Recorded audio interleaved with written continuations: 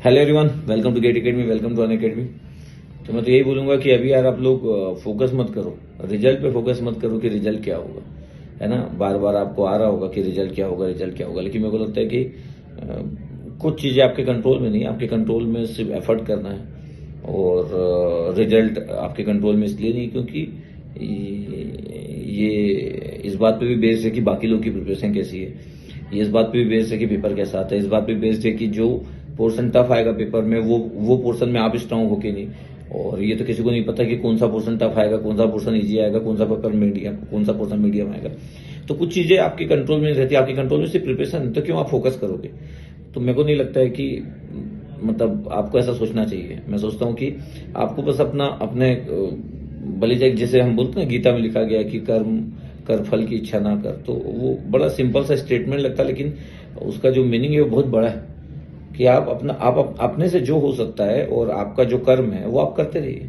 आप एक एस्पिरेंट हो कॉम्पिटिटिव एग्जाम के, तो आपका कर्म क्या है? आपका कर्म है कि मैं अपना बेस्ट दूं, आपका कर्म है कि मैं एक भी टाइम को वेस्ट ना करूं, आपका कर्म है कि जितनी भी बेस्ट पॉसिबिलिटी दिखे किसी क्वेश्चन की, उसके अकॉर्डिंग मैं अपने आप को रेडी रखूं। बाकी जो होगा देखा जाएगा। लेकिन अगर मैं पूरी देर तक ये सोचूंगा कि मेरे मार्क्स 30 आ रहे तो मेरा कैसे स्कोर होगा, मेरे 50 नंबर आ रहे, अब मैं कैसे 70 लाऊं, मेरे को तो टॉप रैंक चाहिए था, मेरे को तो पीएससी चाहिए था, पीएससी तो आएगा नहीं क्योंकि जब पीएससी आने वाला नहीं तो मैं प्रिपरेशन करके करूंगा क्या, फिर कुछ दिन के अंदर में मतलब वो demotivation and all this things. वो मेरे को लगता है कि वो सब बहुत सारे लोगों का थॉट होता होगा, लेकिन ये जो वीडियो है ये उन लोगों के लिए जो लास्ट दम तक हार नहीं मानते। इस बात के लिए नहीं कि आप हार नहीं मानोगे तो आपका गेट में बहुत अच्छा स्कोर हो जाएगा, हार इस बात के लिए कि जिंदगी में ऐसी बहुत सारी लड़ाई होगी जिसमें आपका कंट्रोल नहीं होगा, आपका बस नहीं चलेगा, लेकिन लड़ाई तो लड़ना, चाहे कुछ भी हो जाए, कुछ भी हो जाए। यही हम सीखे जिंदगी में, और यही जो मैं सीखा हूं वो आपको सिखाने की कोशिश करता हूं। जितना भी मेरा एक्सपीरियंस है वही मैं आपसे शेयर करता हूं। तो अभी आपको करना ही चाहिए कि बस आप 12 घंटे 14 घंटे, मेरे को लगता है 14 आवर्स तो आप क्रॉस कर ही डाल रहे होंगे, तो 14 से 15 घंटे एक एवरेज स्टडी करने का प्लान होना चाहिए।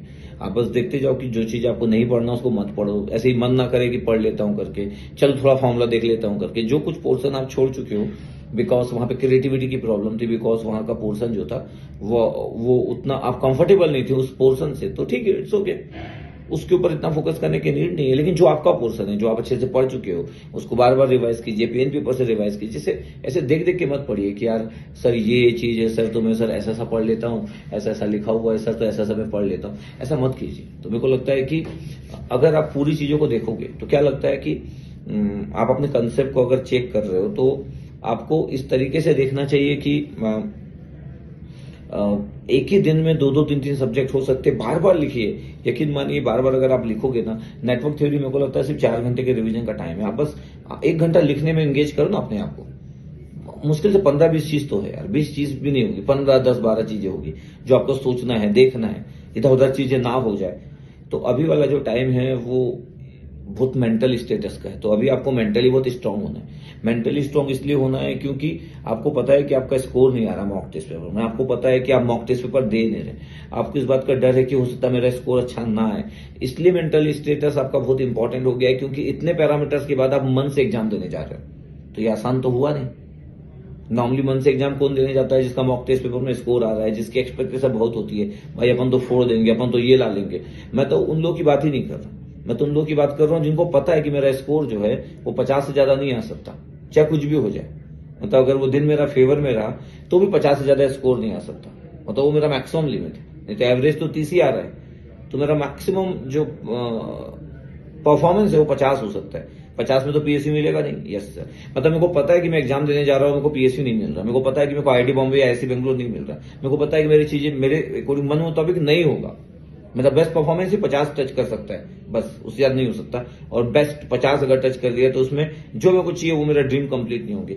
इस समय मेंटल स्टेबिलिटी की नीड है कि जब आपको सब कुछ पता है कि चीजें वैसी नहीं होने वाली है जो आप सोचते हो, उसके बाद भी आप इतना जो अगला जो दिन बचे आपके पास, 15 से 20 दिन बचे हुए, उसमें आप बेस्ट अपना एफर्ट करके एग्जाम देने जा रहे हो। और अगर आप ऐसा कर पा रहे हो तो आप बहुत बड़ी जंग अपने आप से जीत गए, क्योंकि ये जो लड़ाई है सबसे पहली लड़ाई आपकी, इसलिए पहली लड़ाई है। यकीन रहे जिनका 70-75 नंबर आ रहा है उनकी लड़ाई नहीं है, उनकी लड़ाई है कि मेरा टॉप 10 आएगा, कि टॉप 100 आएगा, 110 रैंक आ गया, मैं तो सोचा था टॉप 100 आएगा, ये उनकी लड़ाई नहीं है।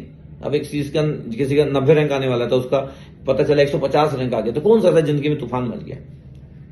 मैं तो बोल रहा हूँ कि जो नॉर्मल लोग हैं जिनका मेंटल स्टेटस बहुत ही इंपॉर्टेंट रोल प्ले करेगा, और जिनको पता है कि वो गजब के रैंकर्स नहीं बनने वाले, जिनको पता है कि पीएससी में नहीं होने वाला, जिनको पता है कि मेरे को टॉप ब्रांचेस एमटेक में नहीं मिलने वाला है, उसके बाद भी मैं अपनी प्रिपरेशन जारी रखा हुआ हूँ, उसके बाद में मैं डेली प्रैक्टिस कर रहा हूँ, उसके बाद भी मैं सोच रहा हूँ कि मैं अपना बेस्ट दूंगा, चाहे फिर मेरे को 50 की जगह 52 नंबर आ जाए, 53 नंबर लेके आ जाऊं, 50 मेरा मैक्सिमम है, उसको भी क्रॉस करने की कोशिश करूं।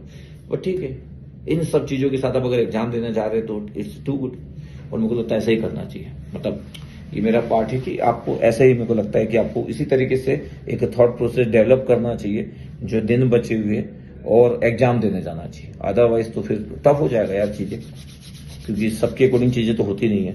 ठीक है, तो हमको फाइटर रहना है, इस चीज का ध्यान रखेंगे अपन। ठीक है, ओके, थैंक यू।